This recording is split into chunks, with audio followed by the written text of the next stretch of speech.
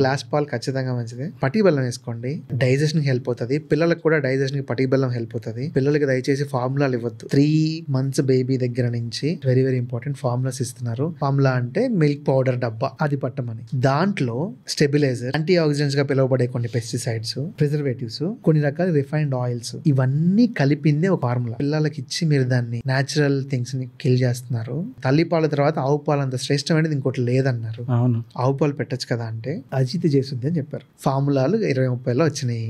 అంతకుముందు అంతా 100 సంవత్సరాల నుంచి ఆడవాళ్ళకి ఎవరెవరికి ప్రాబ్లం వచ్చే ఉంటది, వాళ్ళు కూడా పాలు పట్టే ఉంటారు, వాళ్ళు ఆవు పాలే పట్టారు. మరి ఈ రోజు ఎందుకు ఫార్ములా వచ్చింది, ఆవు పాలు ఎందుకు ఆగిపోయింది? డాక్టర్లు కూడా అదే సజెస్ట్ చేస్తున్నారు. నా ప్రాబ్లం అక్కడ ఉంది. నువ్వు డాక్టర్ దగ్గరికి వెళ్తే ఆల్టర్నేటివ్ గా చెప్పాలి కదా, ఆవు పాలన్నా పట్టండి అమ్మా అని, మంచి దొరికితే అని. నువ్వు అసలు చెప్పనప్పుడు ఇప్పుడు ఏమైంది, ఈ పిల్లకి ఇది కదా, ఈ పిల్ల ఫ్రెండ్స్ ఎవరికి రేపు ప్రాబ్లం వస్తుంది, ఈ ఫార్ములా వాడు నేను వాడాను అని చెప్తా. అది కాక మామూలు చేస్తే అజిత్ కూడా చేస్తుందని కూడా చెప్పాలి. బ్యాడ్ అసలు చేసేవాళ్ళు కూడా చేయరు. ఇంకా అందులో పిల్లల విషయం అంటే అసలు వాళ్ళ అమ్మకు కూడా తెలియదు.